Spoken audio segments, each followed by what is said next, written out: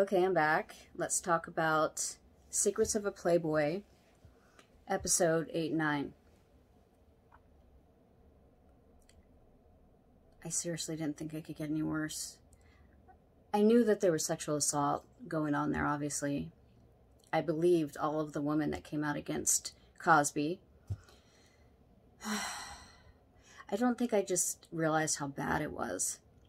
You know, I didn't know that most of these women had to sleep with someone to get in the magazine. Maybe it wasn't half always, but his friends, the doctor, and all his celebrity friends. Okay, maybe these people were celebrities at the time. Maybe they were big, like Cosby. But later on, it became all about having, you know, mansions kind of dedicated to, it's like the Players' Ball, that's what they called it. But it's the Predator's Ball. Yeah, so Roman Polanski, I don't know why people still idolize him and put him on a pedestal. Yes, he survived the Holocaust. Yes, he's made some good movies. But all in all, the guy's a creep. He's disgusting. He admitted to having sex with a 13-year-old. He said 14. He's like, in that interview, he's like, well, if you met her, you would know, da-da-da. You would know what? Like, that she was a child? Or that she looked older? It doesn't matter because he admitted that she told him that she just had a birthday and she was going to turn 14. So, I don't care if it was the 70s. That's fucking gross. And, you know, he is still in exile or what have you. He's not allowed to come back to this country or he'd be arrested. But they should have the same standards in that country as well. So I don't really understand how he's allowed to walk free. But he grosses me out. He always has. And I remember reading books on the murder of Sharon Tate, but also her life as well. And she knew he cheated on her. She accepted it. It was that time period, you know, where the 60s and 70s, free love, what have you. She just accepted it. She loved him. She wanted to be an actress. What better way than to marry a director? I think women back in that time just accepted those kind of things, those situations. And it wasn't because they were stupid. It wasn't because they deserved it. But there was a different mindset back then. And so I think if she would have been allowed to live and not murdered viciously by the Manson clan, I think she probably would have left him eventually and just got a divorce and said, fuck you. Who knows? But I know that beautiful women like her got taken advantage of all the time and were treated like shit. And you look at them and you think, how is that possible? They're beautiful, you know, they're smart. You know, you look at all the women that were in Playboy and why were they fighting to get in that position? Who cares about that stupid magazine? Honestly, I don't know, because I never dreamt of being in that magazine. And as I said before, I had my own thing that I did. It wasn't for fame. It wasn't for any of that. It really was my choice. But I think with this, it was a cult. Basically, if you wanted to be in Playboy, you had to fight your way in, like, claw your way in. And you had to go a little bit further and further than any of the other women to get in that magazine. Whether it was with Hugh during that time period or whether it was in the 90s, you had to sleep with the men that were involved with Hugh Hefner or involved with the company. So they would set up these kind of mirror mansions and they would throw parties, the same kind of parties. And he would still show up there. You know, he had the house at home with the wife and kids, which is so gross to me when I think of the kids playing in that mansion with all the DNA. The gross. I heard he never changed the carpets. I think Holly said that in her book. So, yeah, I just think how gross that is, you know, with all the cum everywhere and who knows what else. I don't know, drugs, whatever. So people like Roman Polanski and Bill Cosby, were welcome there. Like, yeah, come on in, rape whoever you want, drug whoever you want. Yeah, let's do it. You know, that's the way I feel it was. They threw these big parties and made it acceptable to drug women and to have that go on. And, oh my God, my dog's, hold on. God, Charlie. Alright, back. Yep. This is what it's like doing shows at my pad. Alright, so Bill Cosby. Are you okay, Char Dog? Yeah, you okay? People like Bill Cosby and Roman Polanski were treated like royalty, especially with Hugh, because he was all about celebrity. He wanted to be in that industry, and so he catered to those men, knowing, for a fact, knowing that these women were being drugged and raped. He just went along with it. And go lie down, baby. Go lie down. And the fact that a woman killed herself to make sure that everyone knew how evil Hugh was is so horribly sad to me. Her life seems so sad to me. She was so beautiful. She was a playmate. She committed suicide. She shot herself in the head, but first she put up a collage and wrote, Hugh Hefner is the devil. And I truly believe that if there is a devil, it's definitely Hugh, and the way he lived and the way he used women and the way he kind of, everyone around him was just his little minions, you know, and demons. If there is a hell and if there is a heaven, then Hugh was the devil living in heaven on earth, because he was living out every man's fantasy. And men don't want to even watch this series because they're like, I don't want to know. I don't want to know who my idol was really, because we want to believe that he was a good man that loved women. Okay, you guys, stop. I have animals. I have babies. I have kids to take care of. Okay, so yeah, even after he knew that certain men were raping women, he didn't care. You know, there's that famous football player, and I'm not going to even say his name because I'm just going to get sick. But he viciously raped women, broke bones, hurt them severely, emotionally, psychologically, and physically. And one woman got sent to the hospital. I can't believe they even allowed that, because everything was so on the down low that they didn't even care to call a doctor or get them to the hospital. And she never came back again. And this man was still allowed to come to the Playboy Mansion and hang out. And he was also having an affair with his, the doctor for years. They've known each other they knew each other for 40 years. On his deathbed, he was the only one there. He allowed a lot of things to go down with the doctor as well. They had an agreement. I'm sorry about the background noise. It's the dogs, and it's always like this. Right, Charlie? He's a Cavalier King Charles. He has a short stout. They make a lot of noise. Kind of like French bulldogs or what have you. Okay, so yeah, Hugh Hefner kept some Hollywood A-listers happy at the expense of the women. Absolutely. That's exactly how it went down. It was just like, who cares about these women? Who cares what happens to them?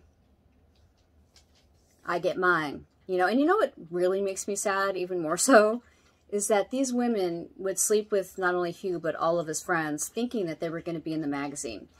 And the majority of them were not. You know, they picked one, and that woman had to go all out. I'm sorry, you know, Melissa McCarthy and Anna Nicole and all of them, but you guys fucked someone to get in that magazine. That's just it. Straight up.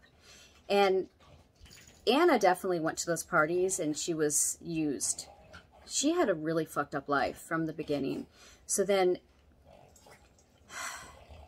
add this to it. Add the fact that she was in Playboy and used up by all of these men. And by the time she was 30, she's like, oh, they're just trading me up. You know, they're trading me in.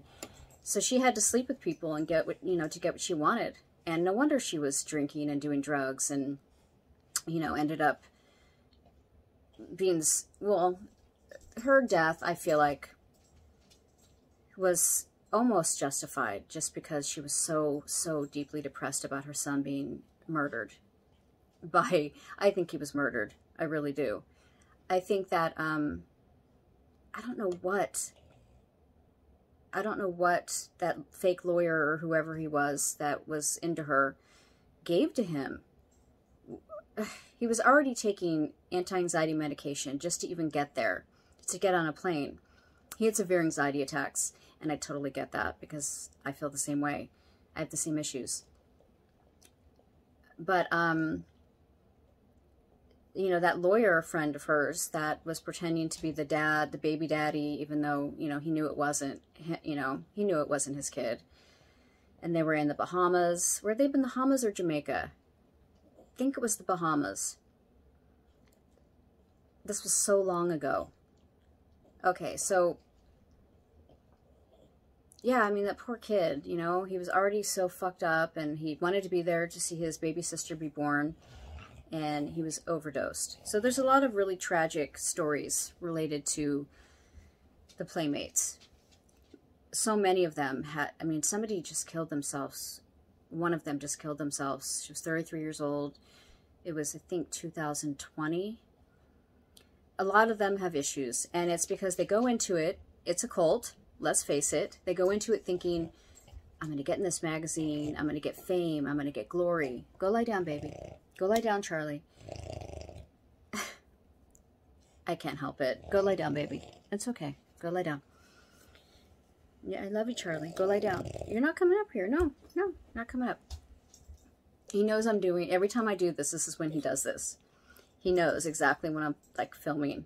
And so he'll get in the way on purpose. Everybody knows it. He'll start snoring and making noises and trying to get on my lap. Very funny. Okay, so I never thought this was going to be this hard to do this episode. And not because of the content. Okay. So when people say, you know, oh, you don't have kids just because you have dogs, bullshit. I call bullshit on that. Okay, so full HD quality. I'm looking all this up because the most disturbing, this was a day ago. Okay. The most disturbing allegations. Okay, so this was him with some Playmates in the 60s. Okay, from the beginning, this is a guy that could not get laid. Yeah, I said it. He was skinny and dorky and someone that had a really creepy personality. Let's face it. The whole time, I've always thought he was creepy. There wasn't a time, even as a child, when I watched Star 80 as a kid, I remember thinking, this man's creepy, and why does everyone want to be around him? And his friends, they're old and creepy and they're gross. That's what I thought. I still think that. Yeah, I feel like if you hang around the Playboy Mansion more than 5-6 times wearing a robe and surrounding yourself around women that, you know, are half naked, you're kind of creepy. Yes, I said it. Yeah, I'm sure people went there just to have fun. Like people like Tara Reid went there, certain celebrities went there for the parties.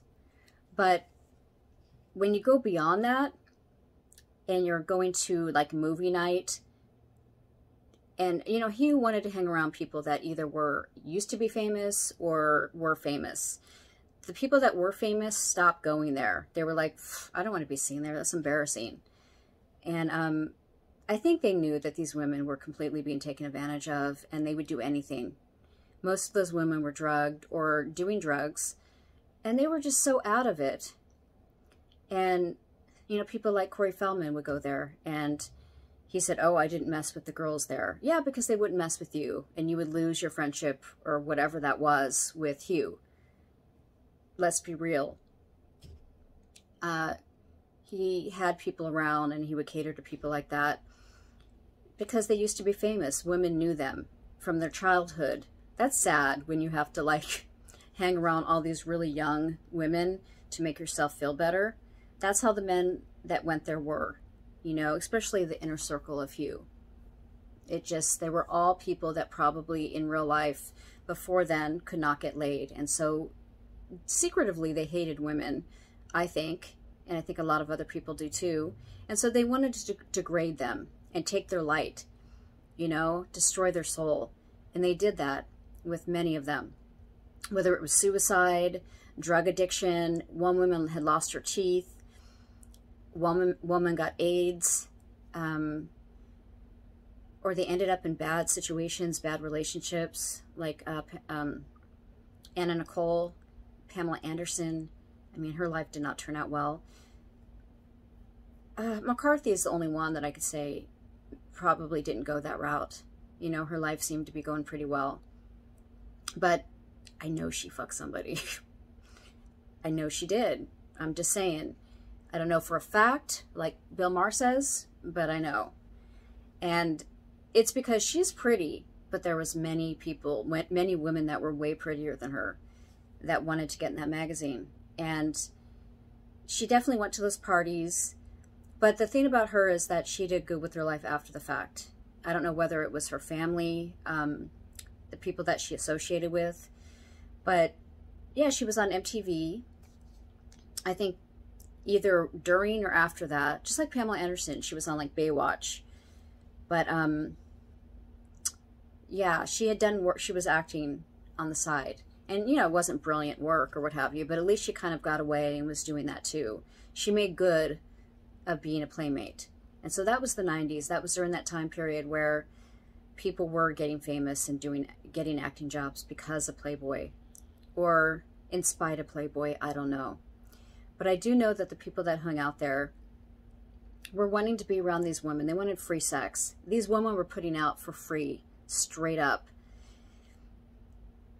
They weren't getting paid any money to hang around the Playboy mansion, and they weren't getting paid a large amount of money to be in Playboy. I think it was $20,000 by the time Pamela Anderson came around.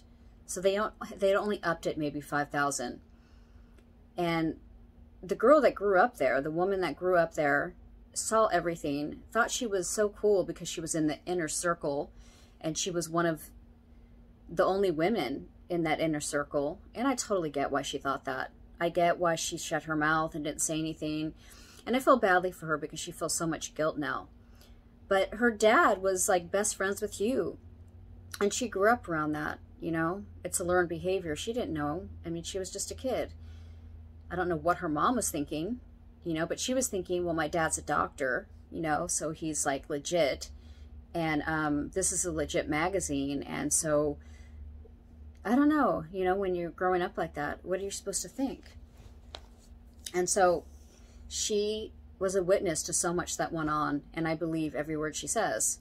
I'm not going to sit here and go, oh, well, she's lying. That's a liar, you know. And so people like Corey Feldman that act like, oh, nothing, you know, I didn't do shit.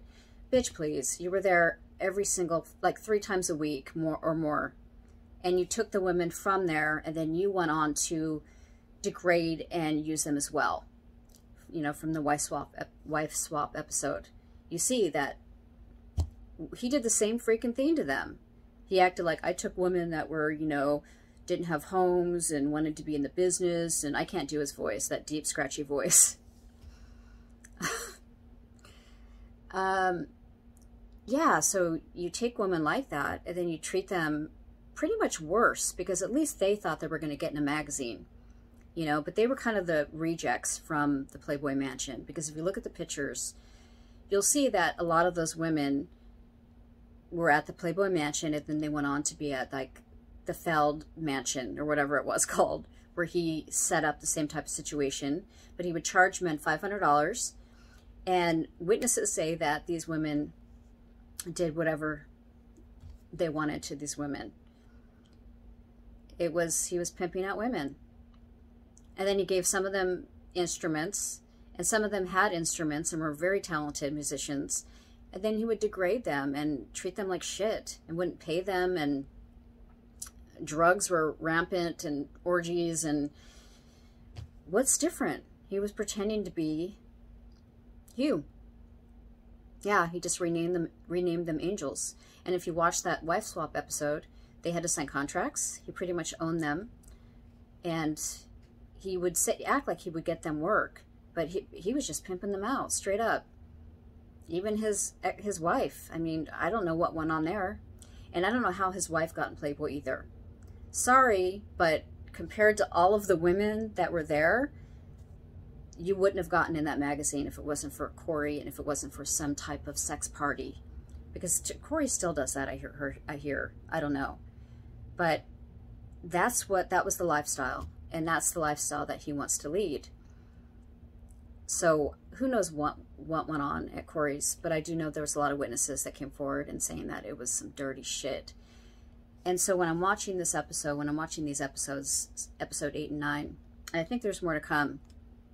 He's just one of many that have abused these women. Karma's a bitch. That's all I'm saying. And I don't think Hef's in heaven. I think he already lived heaven on earth for the devil. Yeah, I think he's burning in hell somewhere, and I think he saved a spot for, you know, his friends, especially Bill Cosby. He probably got the room next door in hell. Who knows? But anyone who abuses women on this level isn't going to a good place in the afterlife. And I do believe there's an afterlife. I do. I truly do. So he died in 2017, as we all know, at age 91. And there's a lot of shit coming out. Yes, it bothers me that these women didn't come forward sooner. But it's better late than never. And I think so many people were afraid of him because he did control so many people. He had that videotape go. He had videos of everyone from the beginning, from when he was able to. You know, when you listen to his girlfriend from the 70s, she's like, oh yeah, there was tapes on everyone. So anyone who went to those parties usually got taped doing something or another. Yeah, there were sex parties and there was tapes. So yeah, he had shit on them for sure, but he didn't care. I mean, and they didn't care. I really don't believe they cared. What benefit did they have except for that? Why go to that part? Why go there if it's not for drugs and sex? I have had friends go there just for the party, just to see what's going on, just to be a part of it a few times, you know, but yeah, they didn't get involved in any of that bullshit. But I had a friend get drugged there, and it was the night that I was supposed to go with her, and I was like, I don't really want to go. It seems sleazy. I always knew it was sleazy. And as I said before, I got discovered by the makeup artist that was on this last episode. Allison, I think her name was. Yeah. I was at a party up off in Coldwater Canyon. I was with Tina Turner's son, who I, was roommates with for a long time. And Sally Kirkland was there, a lot of big people. So the makeup artist was there. She came up to me, wanted me to use her as a referral for Playboy. I went there. I did a test shoot. I was going to be in the college edition. This was when I was 18, I just turned 18. And I was like 18, 19, yeah. I didn't want to do it. And Ronnie was my roommate. He didn't give me the message, and he gave it to me later. But I was just so grateful that I didn't. I don't know how those women were treated, but I know that you had to be a part of that scene. And as I said before, there's this one woman that ended up marrying an actor who I think is so incredibly beautiful. You know, she's flat-chested, which surprised me that they let somebody with no boobs in, because I always had imagined Playboy as being blonde, big boobs. Blonde, big boobs. And there was ethnic women in there as well, which was, beautiful and gorgeous. But they always had to have big boobs.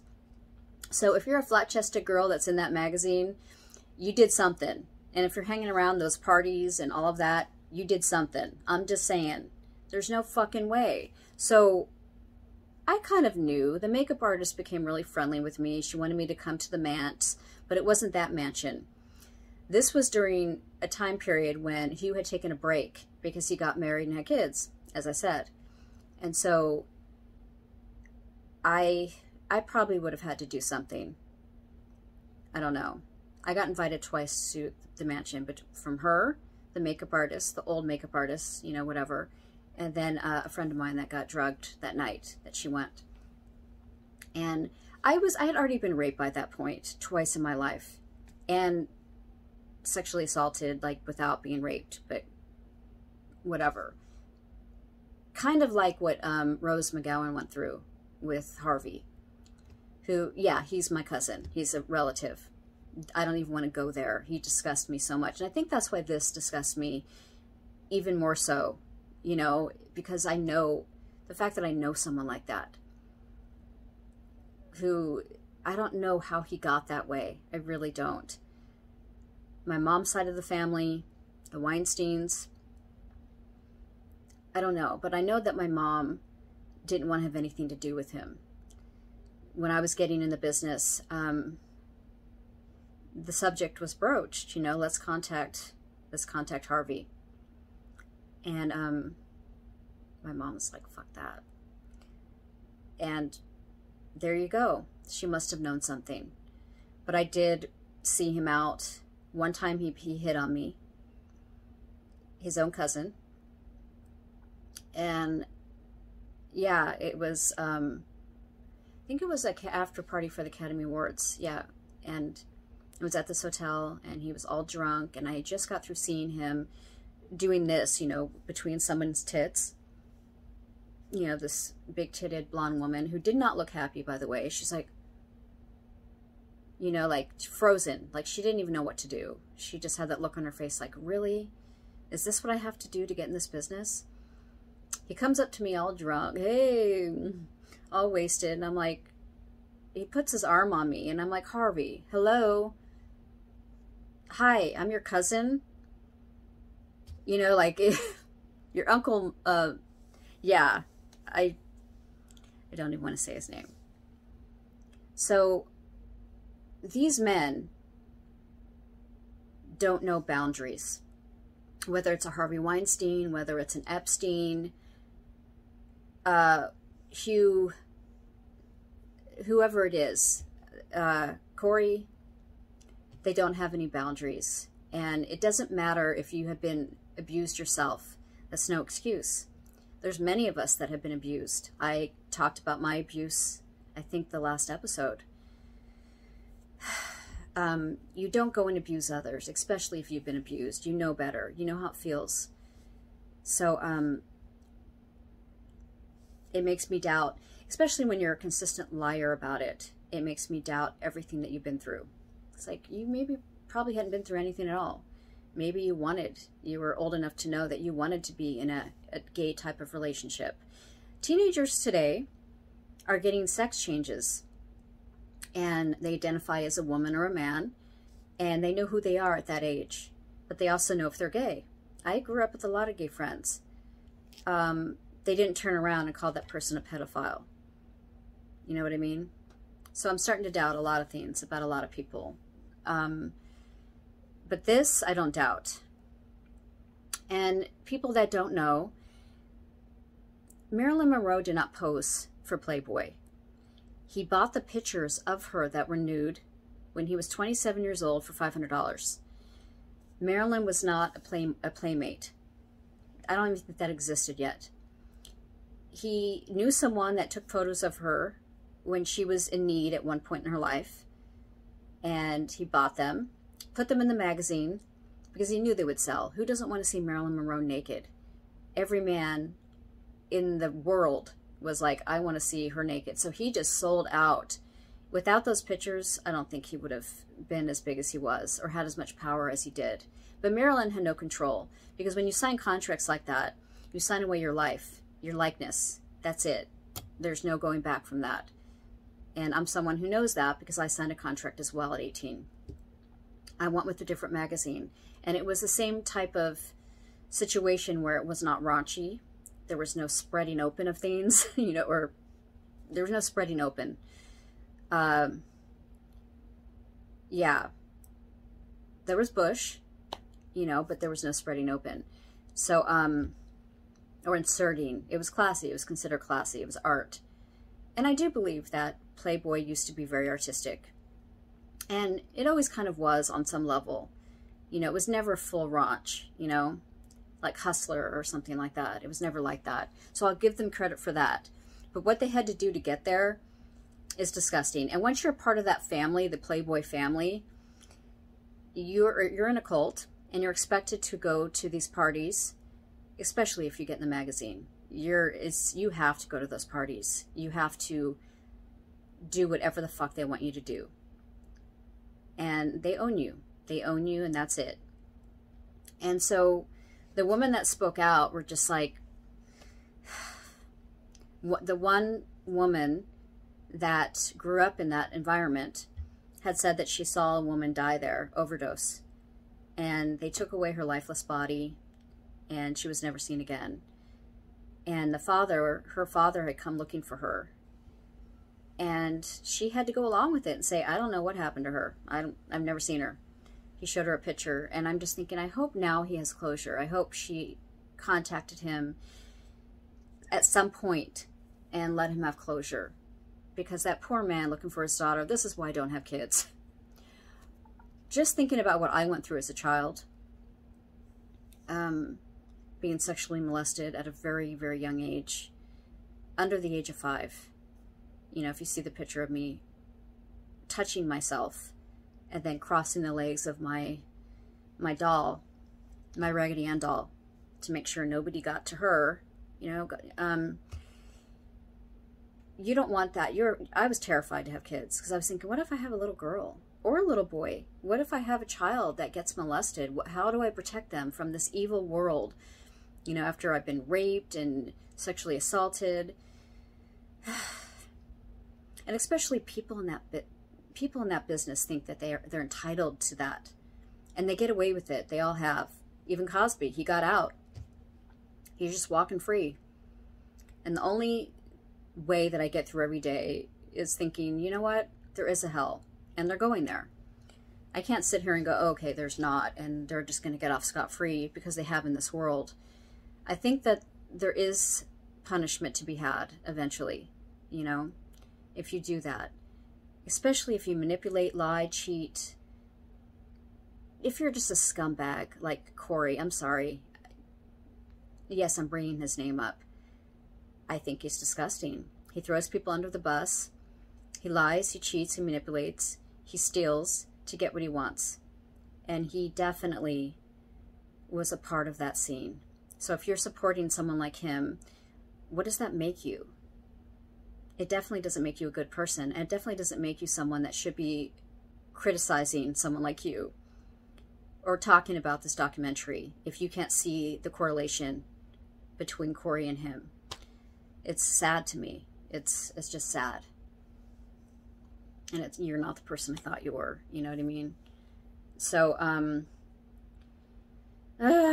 yeah, and so Hugh manipulated a lot of people, and he made the world think that he was a certain way, that he was a certain man.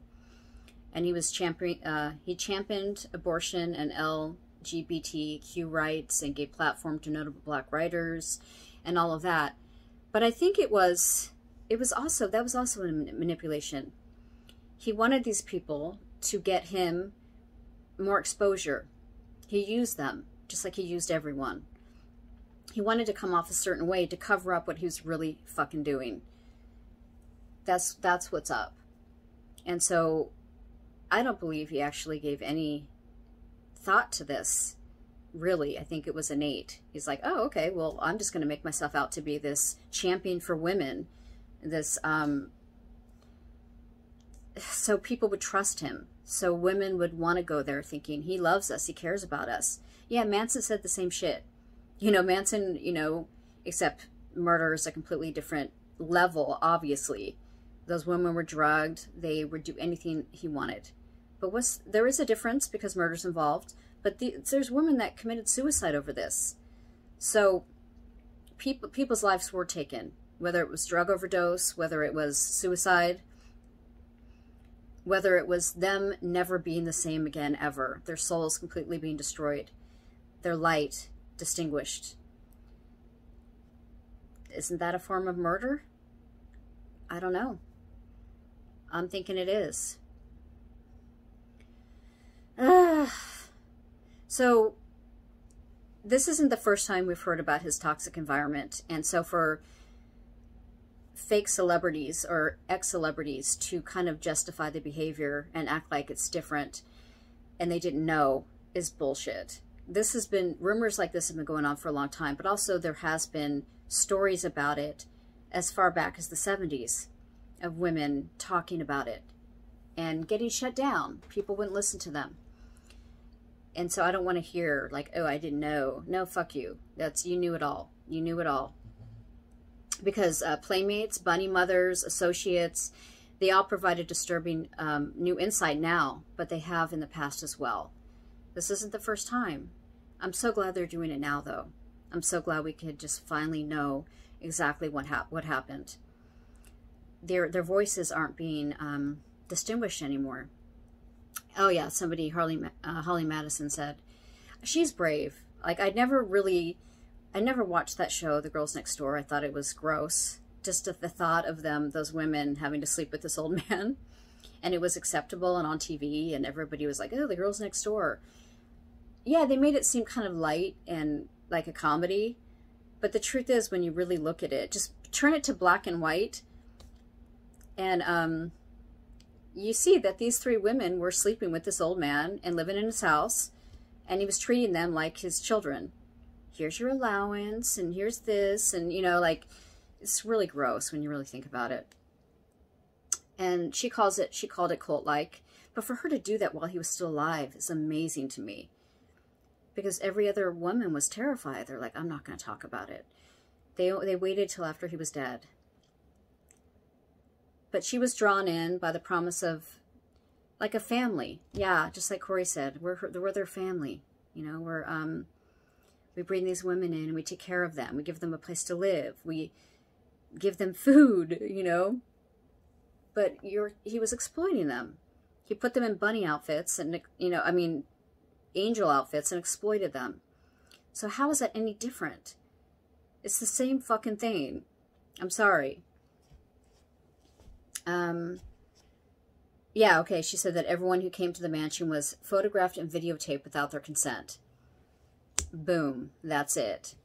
God, I wonder where that video collection is now. I wonder if the son has it, the creepy son. I think he's super just gross. And Hugh's girlfriend, Sandra, she was his girlfriend from 1976 to 1981. Yeah. He had tapes on everyone, and it was collateral. Madison and other playmates said they were oppressed and dating plastic surgery to look like each other. That was creepy, too. There was that time period where he would go out with just blonde, big-breasted women, and they all looked alike, and they were twins. There was twins involved. But God, he was the creepiest man ever. There wasn't any amount of money that could have been paid for me to dye my hair blonde and get a boob job. But I did go blonde at one point, but not for that. Just because I wanted to know what it felt like to be blonde. I think every brunette goes through that period at some point. Wonder what it feels like to be blonde. And then I realized I'm being treated like just an object.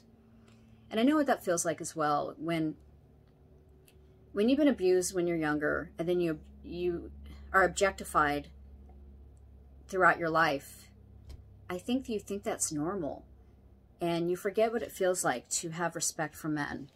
And I think I'm still going through that. I am. I mean, I post things and I, you know, on Instagram, and I'm used to that. Right now, it's more about kind of selling my book. And I'm gonna get into this. I had already started another book about my time in Hollywood. It doesn't matter, I'm nobody, but I think people are so curious about people like me that left, that ran for the hills at a certain point and said, fuck this shit. Like, not only is the people I've been meeting in Hollywood complete assholes and think they're better than you, they really do. They think they're better than you. You know, that's why these women, you know, didn't say anything, because they thought, well, no one's going to believe me. I'm having a bad hair day. No one's going to believe me. And it's true. But at the same time, I think when you're put up on a pedestal for so long, especially when you're young, I'm talking about Hollywood, you just have this entitlement thing going on, and you feel like you rule And anyone that's not at your status is a piece of shit. You know, they're nobody. And there's one of Corey's friends that acts like that, or acted like that back then. But I feel like he still thinks that. No, sweetie, you're not better than me. You never have been. And taking pictures with celebrities does not make you a celebrity. It makes you pathetic. You don't really know them. And maybe you did in the past, but you don't now. So stop living off your past, I feel like. And I think at the Playboy Mansion, they felt special. You know, like Corey did. He felt like, oh, everybody knows me here. Yeah, because they watched you when they were kids. They didn't want to sleep with you, really. That's why you probably never got laid there, supposedly. No, he dated Playmates too. So I'll post some pictures of that. I'll post pictures of just the parties that went on there in general. And I truly believe that every man that went there was in it for that reason, because they knew these beautiful women that would never give them a time of day, normally would do anything at that point to get in, to be accepted there. But also that they would do drugs. They would do drugs and be so out of it that they didn't even care who was touching them, who was touching their ass. It's not their fault. I really don't blame the women at all. I think that they wanted that lifestyle. They wanted to be a part of it. They wanted to be in this cult. Yeah, in an interview, Madison reveals how Hefner offered her Quaaludes when she says what he called thigh openers. Yeah, women just spread open. Bill Cosby, good example. He used that as a way to have sex without being held accountable for it, without being thought of as like cheating on his wife or whatever. Like for him, it was like, oh, I'll just give him a Quaalude and they'll do whatever I want. And one woman that got raped by him said it was the worst pain she's ever felt. Because when you get sodomized, when you're passed out on drugs, you wake up and you're like, ow, what the fuck? You know, like for him to do that and then say, well, where'd you go? Why'd you leave? Because you raped me? You drugged and raped me? Yeah, he was calling up this woman and harassing her at work. Wanted to rape her again. Disgusting. This is disgusting. These people have to go to hell. There's just no other way. So I'm reading this article. It says she alleges sexual encounters in her 2015 memoir. I love that book because it was so honest and I believed every word of it. And I never watched the show. I knew who she was, though. How could we not? But, you know, I had a feeling, obviously, that something was going down. She got sexually assaulted there, and she said it felt like beyond having a heavy body on top of me. But she had to sleep with Hef. She acknowledges that. She says, oh yeah, they brought me up to the room, and all the women had to take their turn, and I had to be first. If I wanted to live at the house and be a part of that environment, the family, I had to fuck you. And of course, he had to take blue pills. I think they're blue pills, yeah.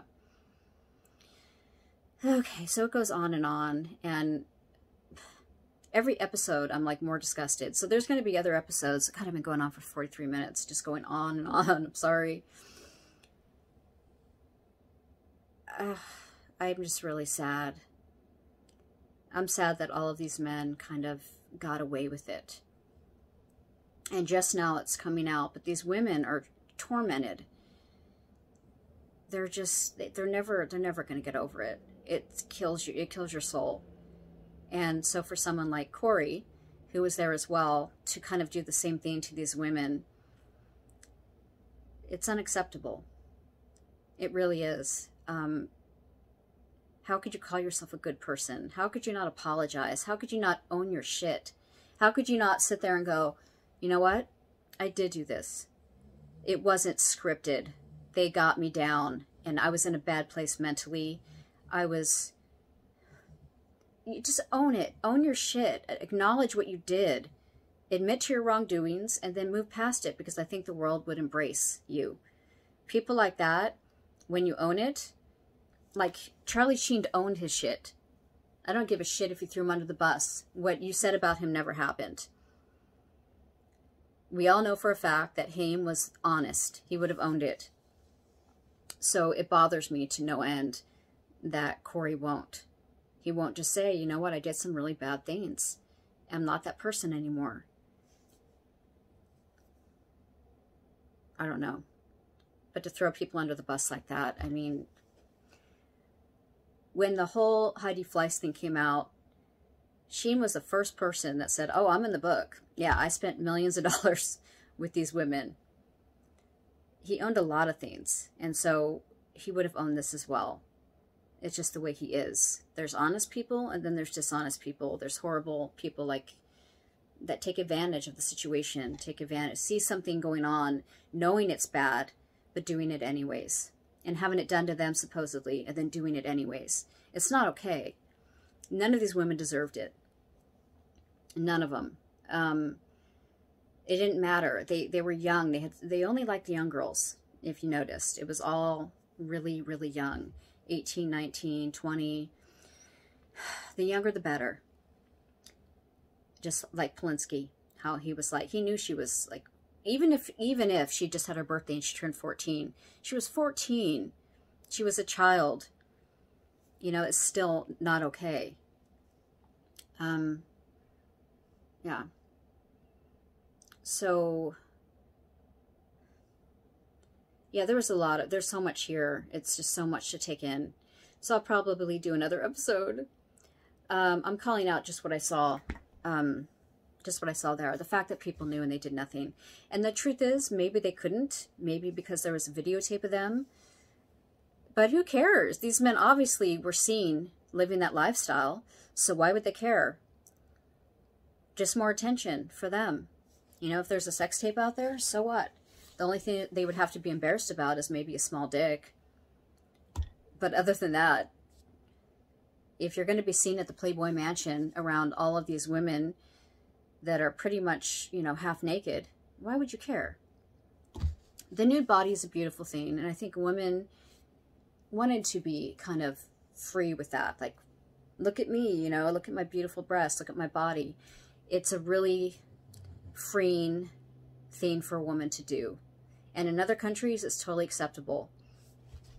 But here, in this country, you're a whore, you're a slut, you know, it's so stupid. We all give away sex, one way or another. If you're married to someone and you don't really want to have sex with them, but you give it away anyways, because you want that new fridge, you want that trip, you want, you know, we're all giving it away. But to be forced into giving it away because you're young and you're impressionable and you see stars and whatever, I think it's just disgusting to take advantage of women like that. So Playboy is no more, really. I mean, there's a new owner and they want no part in the history of Playboy. They're like, we don't want to even know. We respect women. We believe these women's stories. We support these women. So the new Playboy, which, like I said, I don't know anything about it. I should look it up now. This is what I do on my channel. I go old school. Who is the new owner of Playboy? Oh, wow. He's a billionaire, Darren Metropolis. Obviously, he's Greek. He's a principal at the private equity firm, and he co-owns Hostess Brands. Didn't know this. An iconic American snack. He bought the Playboy Mansion from Playboy Enterprises in 2016 for $100 million. Who owns Playboy? Who is the new Playboy owner? No one is, not only is the Playboy magazine no longer controlled by Hefner family, but the Playboy Mansion was sold. Yeah, we know that.